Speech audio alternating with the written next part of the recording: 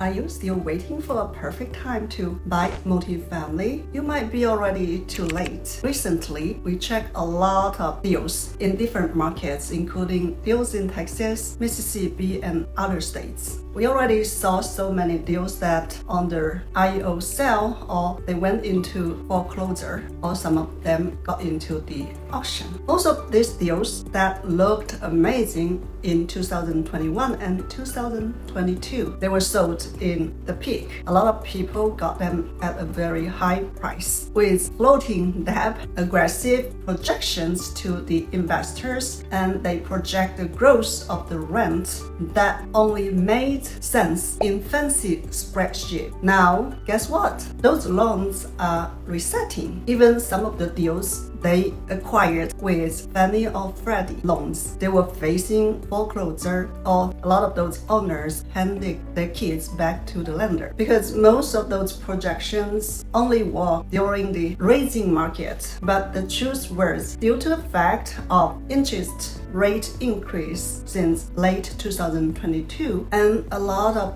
the supplies hit the market, plus the inflation all over everywhere, including the material for renovation, any material for repairs. Also, the payroll increased, and also what we need to pay to the contractors, like the 1099 contractors or any of the repair job, had increased a lot in the past few years. All of these facts resulted shrinking cash flow, and also a lot of operators are running out of time or options. There's no way for them to complete the project or with the budget they put in on their business plan to finish some of the renovations, also some of the repair with the budget they put in before they acquired those deals. So what would happen next? Over the next 18 to 24 months, you're going to see more forced sales, loan restructures, capital calls that investors don't want to answer, because a lot of people already lost the faith on some of the deals. What does this mean to us? In a simple terms, more pan hitting the surface, more deals will fall.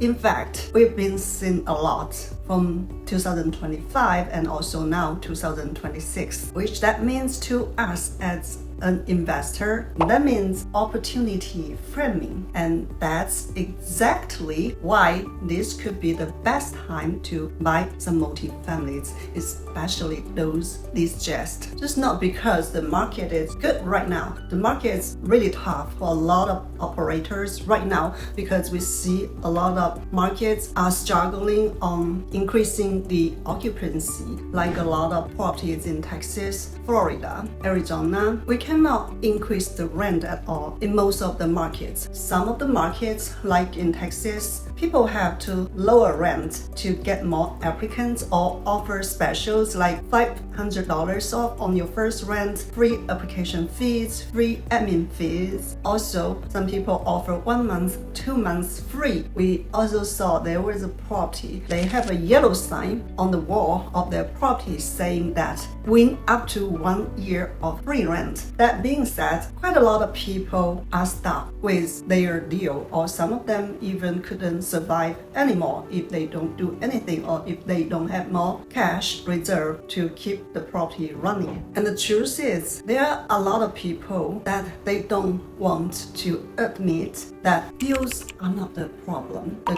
capital stack is. Most of the time, a lot of deals, they fail, not just because those deals are not the good deals. There are a lot of other factors involved on those deals which got into foreclosure, or they were forced to sell by the lender just because first they probably projected their returns or cash flow or the growth of the rent too perfect, too ideal in the good upclimbing market. A lot of time people really don't see the downhills. Yes, I understand all of us cannot predict the downhill or when that would happen, but we need to be more conservative. We cannot be too aggressive when we are structuring a deal or when we are projecting the returns of those deals. Otherwise, if things go wrong, we won't be able to survive. And also some of the deals, their business plan on their renovation budget or their budget for the regular operation repair, they didn't get the true number or the percentage of the inflation or increase for the next year, 5 years later. So once there's no growth on the revenue, or if we couldn't increase on the rent in the home market, then we're done. We are stuck. And sometimes some people even couldn't get the right debt, right? We see a lot of people using the floating debt during 2021, 2022, even some of 2023. Just everybody was so hyper on the growth or the appreciation of the real estate market. The truth was the interest rate increased in late 2022. That hit a lot of people, or that crashed a lot of the deals. Some of those deals, their leverage were too high on the top of floating rate. That means those deals didn't get the right debt, and some of the deals, the structures of the equity didn't actually work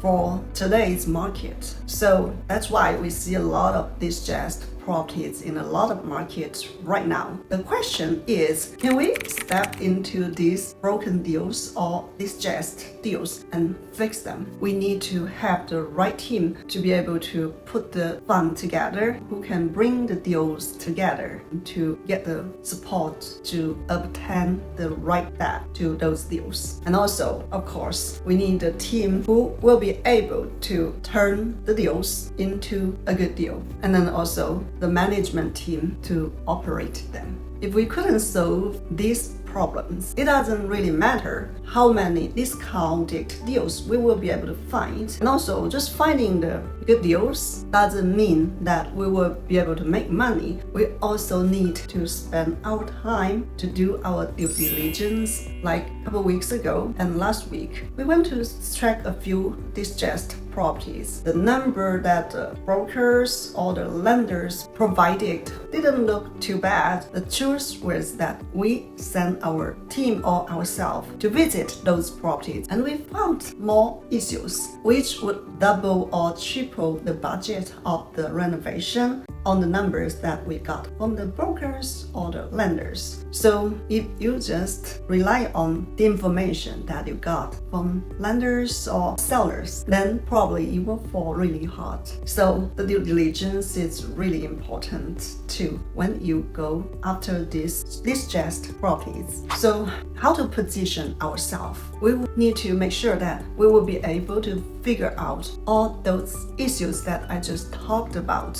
We need to find the solutions, and we need to have the right team, right people together. That way, we are ready to buy more properties. But if we're not ready yet, because we're not just buying a property, we are buying time. A lot of people, they fail just because they ran out of time. And also, we are buying the leverage and the mistakes that made by someone else. If we will be able to figure out, that's the opportunity for us. And I know a lot of people will still sit on the sidelines waiting for a perfect time. But people like us, that we already went to check a lot of these distressed properties. We started more networking, and also we travel longer distance to see those deals, because we are willing to be able to make sure that we are ready. We are there for any deals that would fit our budget. And also, for the ones out there, if you could solve those problems that I mentioned above, of course, you will be the ones quietly building your portfolios while everybody else is watching the market and scared to step in. So let's do some work together. Let's make some money together.